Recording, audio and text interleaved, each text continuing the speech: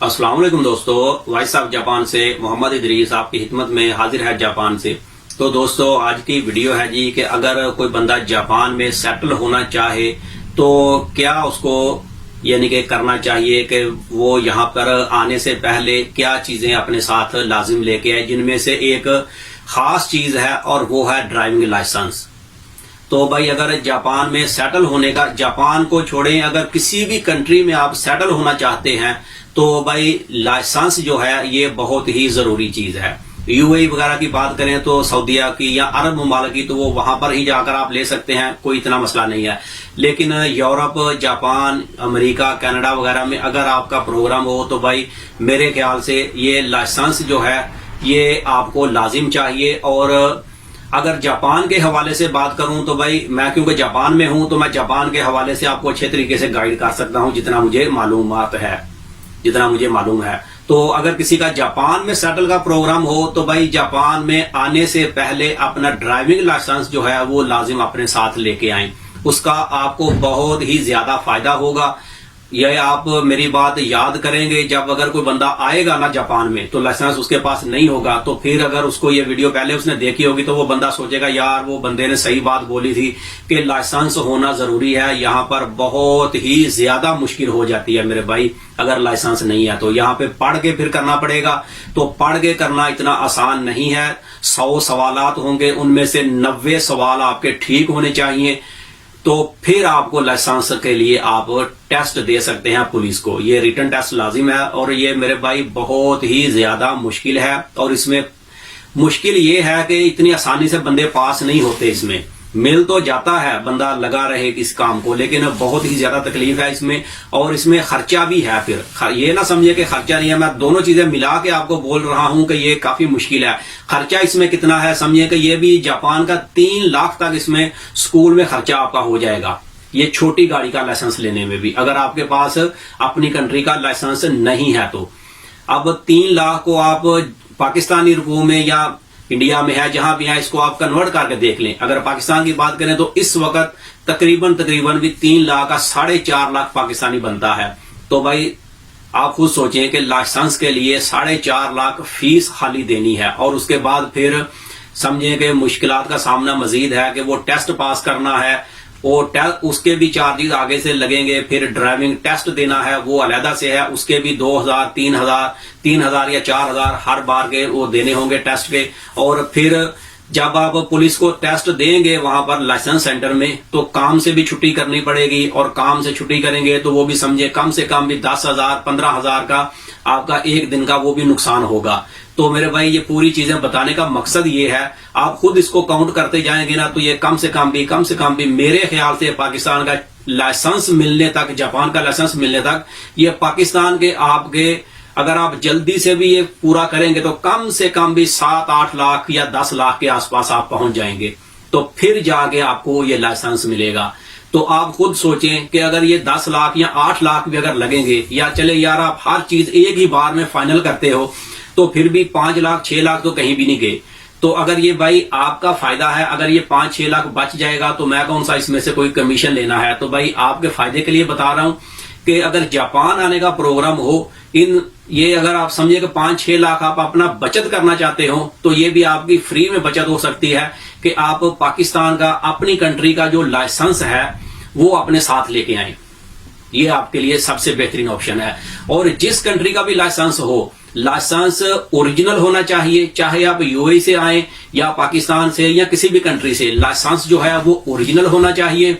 और जब लाइसेंस मिला आपको उसके बाद 90 दिन आप उस मुल्क के अंदर रहे हों, या आपने लाइसेंस मिसाल के तौर पे खत्म हो गया है, उसको रीन्यू करवाया है और उसके बाद आप फौरन जापान आ जाएं तो वो भी लाइसेंस जो है वो एक्सेप्ट नहीं होगा, भले वो लाइसेंस 1 नंबर है। लेकिन जब भी लाइसेंस रीन्यू करवाया उसके बाद भी 90 दिन, या लाइसेंस नया लिया है उसके बाद भी 90 दिन उसी मुल्क के अंदर रहना जरूरी है। उसके बाद आप जापान आए तो आपका लाइसेंस जो है यहाँ पर एक्सेप्ट होगा, वरना लाइसेंस एक्सेप्ट नहीं होगा। और जो पाकिस्तान का लाइसेंस है उसको ऑनलाइन यहाँ पर चेक करेंगे, अगर लाइसेंस 1 नंबर होगा तो ही आपकी फाइल वगैरह ओपन होगी, वरना आपके लिए मुश्किल हो सकती है। वो आपका नाम जो है वो अगर डुप्लीकेट लाइसेंस होगा तो उनकी मर्जी है, आपको पकड़ के जेल में डाल दें या आपके ऊपर फाइन कर दें या आपका नाम जो है ब्लैक लिस्ट में डाल दें कि आप पूरी जिंदगी जापान का लाइसेंस नहीं ले सकते या आपको छोड़ दें। यानी कि कुछ भी हो सकता है, समझे, उनकी मर्जी के ऊपर है। जिस बंदे के सामने आपने फाइल दी है, जिसके पास आपका केस गया है, जिसके सामने आप बैठ के बात कर रहे हैं, जी ये मेरा लाइसेंस है, इसको मैं चेंज करवाना चाहता हूं, अगर वो बंदा थोड़ा सख्त है तो समझे जो मर्जी वो आपके साथ कर ले, उसका हक है, क्योंकि आपने 2 नंबरी की है। अगर आपका लाइसेंस 1 नंबर है तो फिर कोई मसला नहीं है। इसलिए 1 नंबर ही लाइसेंस अपने साथ रखें और 3 महीने पुराना लाइसेंस होना चाहिए। ये जब भी आप करेंगे काम तो आप याद रखेंगे, याद करेंगे भाई किसी बंदे ने हमें सही मशवरा दिया था। तो मेरे भाई ये बहुत सारी चीजें हैं जो लोगों को पता है या समझे किसी के जहन में नहीं रहता, लेकिन कोई बताता नहीं है। ज्यादातर यही होता है कि किसी के जहन में ये चीज होती नहीं है कि भाई ये भी, इसमें भी क्या क्या मसाइल हो सकते हैं। लेकिन मैं ये सारी चीजें फेस कर चुका हूं और मुझे ये मालूम है क्या क्या चीजें होनी जरूरी हैं। तो भाई ये आपके पास होंगी तो आपके लिए ही फायदा है। इसका देखें फायदा क्या होगा कि आप यहाँ पर गाड़ी भी चला सकेंगे, कोई चेक भी करे तो आप लाइसेंस दिखाएंगे तो वो छोड़ सकते हैं आपको। लेकिन वैसे गाड़ी अलाउ नहीं है चलानी इस लाइसेंस के ऊपर। लेकिन इसके लिए आपको बड़ा बेनिफिट क्या मिलेगा, आप सीधा लाइसेंस सेंटर जाएंगे और वहां पर जाके आपकी फाइल ओपन हो जाएगी। सिर्फ 10 सवाल होंगे आपके लिए। कुछ ये जो है साइतामा में है, कोनस बोलते हैं उसको, ड्राइविंग सेंटर, वहां पर उर्दू में भी है वो 10 सवाल और नॉर्मली इंग्लिश में है और जापानीज में है।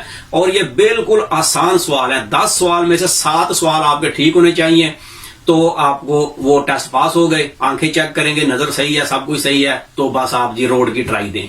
अब कोई रिवर्स पार्किंग नहीं है, कुछ भी नहीं है, बस रोड की ट्राई दें। वो आपकी 1 बार होगी, 2 बार, 4 बार, 6 बार, जितनी बार भी वो आप पास करें तो बस आपको लाइसेंस मिल जाएगा। 2000 3000 उसकी फीस है। ये तो नॉर्मल फीस आपको हर बार देनी होगी।